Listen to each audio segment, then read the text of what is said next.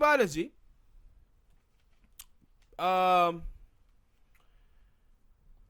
James Clyburn, he comes out and he says, black people, older black people won't vote for Pete Buttigieg because he's gay. And so all of this media attention have been shifted to Pete Buttigieg because of this. So they had Kamala Harris on CNN, and finally I heard her say something that I agree with her on. She said, you know what? She said, one thing I'm getting tired of that's going on within the Democratic Party ranking is this notion that the black community is somewhat more homophobic than other communities are, which is a flat out lie. True. And I said 100% correct. But man, let me tell you something. See, what you're seeing happening is what I talked about earlier in the Harriet Tubman vid, and I've talked about on this show on countless occasions, is that these black people who's in the media, blue check Twitter, Selena Maxwell, the Bakari Sellers, these type of people, the Jamela Lemuse, the Nicole Fosters, the Feminist Jones of the world, these people got these white followings, bro. And when these folks go out here and stigmatize and dehumanize the black community and scrape black men, this is the audience who they are doing it to. That's why I said before that the boule blacks in the media is the right-wing Tommy Lauren. The right-wing, the left-wing Larry Elder, and the left-wing Candace Owens. The same role that they play on the right wing, these people play on the left, is to stigmatize and dehumanize and say things that white people on the left already believe about the black community, but if they say it's going to be called racist, therefore they don't. But these people have emboldened those white liberals now. And this is like last week, Charles Blow, writer for the New York Times, a woman had came up on his Twitter feed and said the same thing to him, that, black people ain't voting for Pete Buttigieg because black people are homophobic. And he was like, who the hell told you that? He said, I've been gay for the longest time and black people been knowing this, and they my biggest supporter. Who told you that? And I said, all of the black people who in the media. The LGBT black community, the militant ones. You can't go online without seeing them not say straight black men did this. And then you know what? And shout out to some of the cats that was on Twitter, because when Kamala Harris started saying this, Selena Maxwell, she retweeted it. And then Bakari Sellers retweeted it. And black people were like, hold on, partner. Didn't y'all just do this? Didn't y'all just say that straight black men was sexist and misogynistic towards Kamala Harris, and that's why they wouldn't vote for her? Then they pulled tweets from Selena Maxwell where she was saying that the black community is homophobic and need to handle their homophobic problem. And these folks are like, how do y'all now switch this up? Somebody finally came out and asked told to say the truth. No, and see, the thing is that they weaponize gender and they weaponize sexual orientation as a weapon to protect neoliberal politics. That's what they do. And if it ain't that, it's the ADOS movement, they Russian bots. So now this stuff didn't start reaching people like Kamala Harris. But the thing that's funny about Kamala Harris, she stood up here saying, no, black people ain't homophobic. That ain't the reason why they ain't voting for Pete. But then she come back and say, oh, my race and my gender is playing a role in me not getting votes. Until somebody come out and tell the truth. Yeah, and tell the truth about her. And now, and what you call it did come out and tell the truth about her crystal ball. Crystal ball was like, nah, black people ain't voting on you because you were trash to black people. That's why black people ain't messing with you. Yeah. But you see this thing, man, from these people in the media, bro. The black folks in the media constantly, man. And I said it on this show early in the year that all the black people, your black faves and people who you thought was cool, like you gonna find out now that the ADOS movement is here and foundational black Americans and the B1 Brigade, you gonna start finding out that these people are all shady. All shady.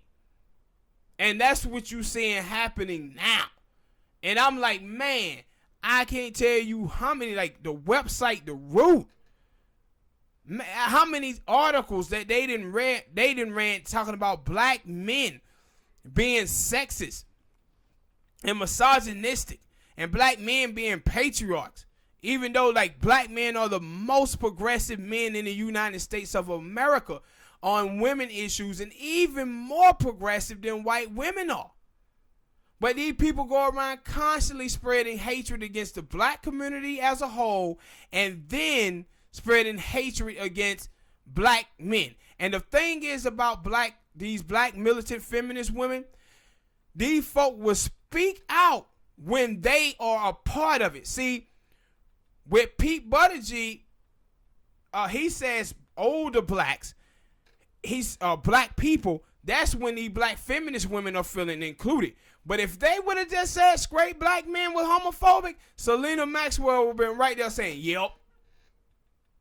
This is the same thing like when I say white conservatives say what about black on black crime, and we say we know that no, black on black crime is a myth. People commit crimes amongst the people who they live around in proximity. White people have a 90%. Yeah. White on white. Yeah, crime white on white crime, just like Mexican, just like Asian, anybody else. And then when you say that, you see black women like, yeah. But then when it turns around about black men raping black women, abusing black women, that's when you see these militant feminine women totally don't understand that no more, that people commit crimes amongst people who they live around. And that's when they go around black man this, black man that, black man trash, black man garbage, and they stigmatizing and dehumanizing black men. Now, it was a study that was just done out of Harvard University that said the way that black men are portrayed in the mainstream media and portrayed on Twitter, Instagram, and YouTube and all of these other places, it contributes to them being shot by police. Of course it does. Of course it does. This is why they did the movie Birth of a Nation. To present black men as these scary creatures that wanted to go around raping white women. And now you have these militant feminist women who are doing the same thing, but you also have black people in the LGBT community doing the exact same thing. And it's like, yo, like this is crazy. And what was so funny is it was so white too, right? It was so right-wing talking points on the matter. One of the dude, I seen him, he called him out. He said, well, if you guys don't want transgender saying this stuff about black people, then y'all need to fix the black men who are killing them. I said, don't that sound just like white people? When we say that black on black crime is a myth, and they say, well, you need to fix the black people who are committing it, the crime, as if we have ties to every state to fix those people. And my whole thing that I always think about this when they folks say stuff like this is that only 30 Americans die worldwide from terrorism. But still, in this country, we talk about terrorism You don't say, hold on, America kill folks too, so maybe y'all need to fix y'all stuff first before you start talking about terrorism. See, they never say that. You don't even hear people talk about domestic terrorism. No, they don't. Yeah, of course. They're always talking about foreign terrorism. Of course. But all these mass shootings are the form of domestic terrorism. Of course. But and that's why I said so many times when you see militant LGBT people and militant feminist women, man, they stuff come right out of the white supremacist talking points, straight out of their playbook, man. Every single time. And it's like, yo, dude, this is when you other yourself. You're white. You have LGBT, transgenders, and gay dudes out here talking about, man, the police officers ain't killing black men fast enough. It was like, dude, did y'all forget that y'all were black men? Do y'all not understand that police ain't coming up to your car saying, hey, man, are you guys gay? No, I ain't gay. Pow, and killing them. That ain't what happened, fool. And the black women, they were saying this same stuff. And I remember all these black folk were pulling up these tweets of all these black women who were saying this stuff about black men, that the police weren't killing us fast enough. And replying, said, oh, where's all this talk now that Tatiana got shot? Because black women get shot and killed by police too. But no, these women have othered themselves. They don't see themselves a part of our race, man. And it's all because of their jealousy of black men being centered, and they feel that black men are getting too much attention from their white masters. And they want that attention. The same way I said many times about them talking about black men being fetishized by these other women of color. These women want white men to fetishize them the same way that they feel that black men are being fetishized. That's what they want. And you see with this thing with Kamala Harris, I said, this is like one of the first real time that I didn't agree with Kamala Harris on something. But I said, no, she was 100% right, but she better understand that it ain't just these white liberals out here spreading it. This is black people telling these folks this stuff. On website after website. I said, these folks was out here, wishing death on Kevin Hart when he had a car wreck because of the stuff he had said with that, joke about his kid. When Nipsey Hussle got killed, they was championing Nipsey Hussle dying. Also, the other dude, what his name is? XX? Tacion? Yeah, they was championing his death when he got killed. On there celebrating. And that's why I said, not just people, your average people on Twitter. No, I'm talking about blue check. These are people who work for companies like The Root. Like you watch that little dude, Terrell Starr. He always is writing negative articles about black men in the black community. They was out there talking about the black barbershops is homophobic and sexist. They be the one who is spreading this stuff to their white liberal audience, man. And now that shit done start hitting the mainstream. Where Kamala Harris like, yeah, I hear a lot of white people throughout the Democratic Party who keep saying this stuff about black people. And I said, what they setting up for is that 2020 fail. Right?